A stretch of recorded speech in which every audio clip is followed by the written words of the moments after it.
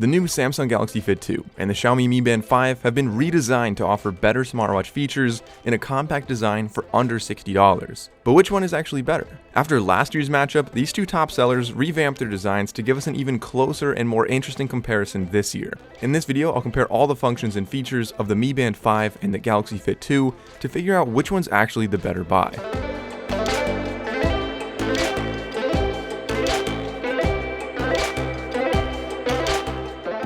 Hey guys, welcome back to the channel. So the Mi Band 5 and the Mi Band 5 and the Samsung Galaxy Fit, I mean, like I said, they're really similar devices, but there are some big differences you want to be aware of that I'll talk about later on in the video.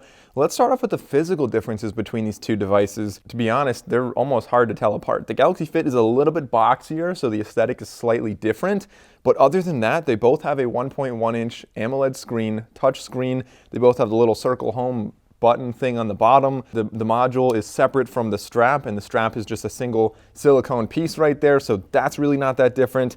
They both have charging nodes on the back. Charging is slightly different. While they both come with almost identical short cables, it actually snaps onto the Galaxy Fit here, while it's magnetic for the Mi Band 5. But again, that's such a tiny difference, it's really not even worth noting. And then other than that, the strap is slightly different as well. So you can see on the Galaxy Fit here, the strap is a little bit more premium, so it has a little hinge on there, so it is easier to put on and take off. The Mi Band 5, you kind of have to slide it through the loop as far as you want, and then kind of hold it with one finger and snap it in with the other. But other than that, there's really not any physical differences between these devices, which, like I said, looking at last year, what we saw in the Mi Band 4 and the Galaxy Fit, they really just met in the middle, especially with their physical design. Hardly any differences at all. Where we really start to see the differences is actually in the interfaces. So if you look at these two devices, starting off with the Galaxy Fit, swiping left and right goes through all of your different widgets. I find that widgets are a lot more colorful, a lot more pleasing to look at, and they kind of make more sense to me. So any widget you want. So if you go to this one, maybe like the heart rate, or maybe to the weather, the sleep tracking, and you swipe up from any of those, it'll give you a little bit more information about them. And then you can just swipe back down and continue swiping through. And if you go to heart rate, you can go and measure right there. You can control your music. And so for the most part, that seems very intuitive. If you swipe down from the top on the Galaxy Fit 2, you have your quick settings here, which in my opinion is a really big advantage of the Galaxy Fit 2. Being able to access those quick settings, to change the brightness, to go into do not disturb mode. You can also go into your music controls very conveniently from the top of any screen. So it doesn't matter what widget you're in, you can access this. And you also have like underwater mode, good night mode, and you have some other quick settings over there as well. You can find your phone if you're looking for that, but that's essentially the entire interface with the Galaxy Fit 2. I think it has a slight advantage over the Mi Band 5. If we look at the Mi Band 5, I'll get into the watch faces because I think that's an advantage for the Mi Band 5, but the interface itself, you're gonna swipe up to go into each individual widget, but the widgets don't tell you stuff right away. They just tell you the name of the widget, and then you have to tap on it to get into that widget.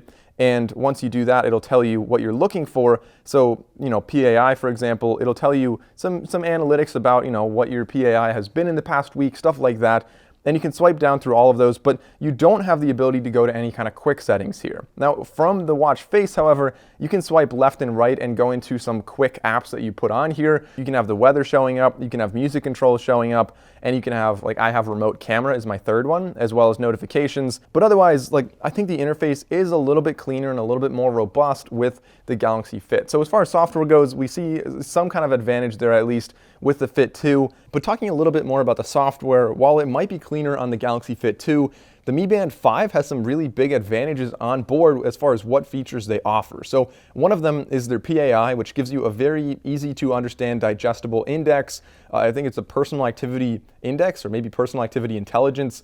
Essentially, it's a number, it's an index. It's going to tell you how fit you're being. So you get points, you get a higher score when you work out more, when you live a healthier lifestyle. And so it's really easy to just look at how you're doing for the week, and they kind of gamify it to make you incentivized to become more active. So that's one big advantage there. Another big one is the remote camera functionality on the Mi Band 5. So you can just go into that. You saw I had it right there.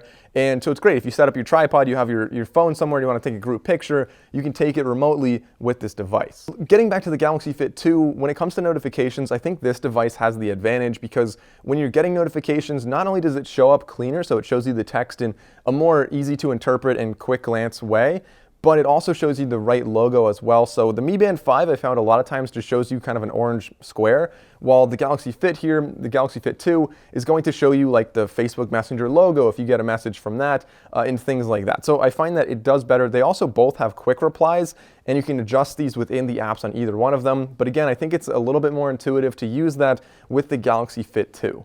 Now, admittedly, I have been using the Galaxy Fit 2 with a Samsung Galaxy S20. Of course, it does work with so many other devices. These both work with Android or Apple. Of course, if you're using an iPhone, Apple doesn't play nicely with people, so you cannot have quick replies. But on any other Android device, quick replies are completely an option. Personally, one of my favorite advantages of the Galaxy Fit 2 is the advanced auto fitness tracking. So the fact that it automatically detects your workout and starts tracking it when you're biking or walking or running just makes things a lot easier and simpler. When you're using either one of these devices, fitness is probably going to be a pretty big aspect of the device functionality. And so tracking workouts is something I actually tested with both of these, including sleep tracking.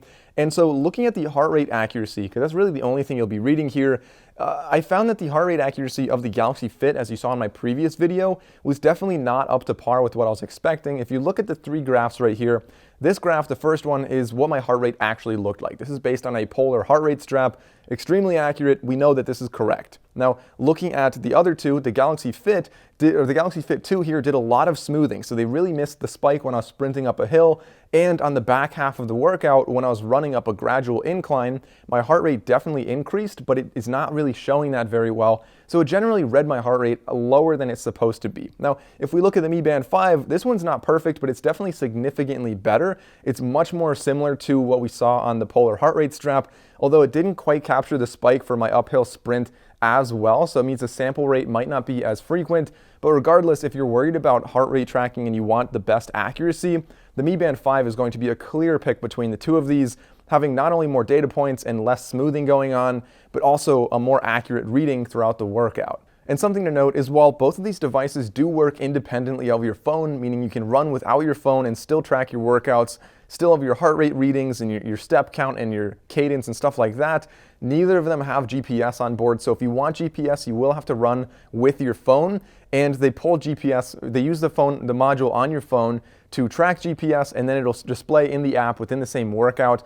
Also, if you care a lot about the data and you want to export these and see them on different softwares, the drawback is the Mi Fit app is unable to export your data for your workout, while the Samsung Galaxy Health app or the Samsung Health app is able to export it, but only as a GCX file, not a TCX.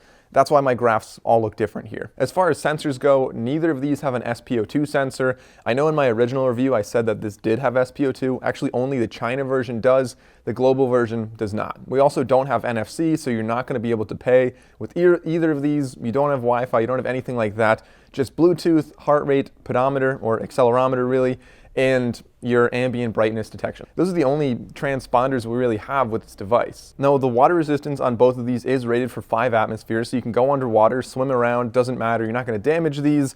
The battery life is also kind of similar, so they both claim to have 14 days, but the Galaxy Fit claims to have up to 21 days if you change the heart rate reading period. So instead of reading continuously, if you go to maybe every 10 minutes when you're not doing anything, or every 30 minutes, you could last up to 21 days. So you do have an advantage there with the battery life, and after testing it, it will confirm the battery, if you change those settings, is going to be really nice on the Galaxy Fit. But realistically, I just leave continuous heart rate reading on with the Fit, and you're getting about 14 days with either of these devices. On the Galaxy Fit, you are able to get high heart rate alerts when you have continuous reading on, so that's why I leave it on. I think it's an interesting thing to have. Another advantage of the Galaxy Fit 2 is that you have far more exercises on here, so you can save 10 on the device, but you have roughly 100 to choose from in the app on your phone, and you can just select which ones you want to put on this device. Now, I don't know that it really matters that much other than for categorizing it and just naming them for fun, because when you look at the watch when you're actually working out, it doesn't display anything significantly different for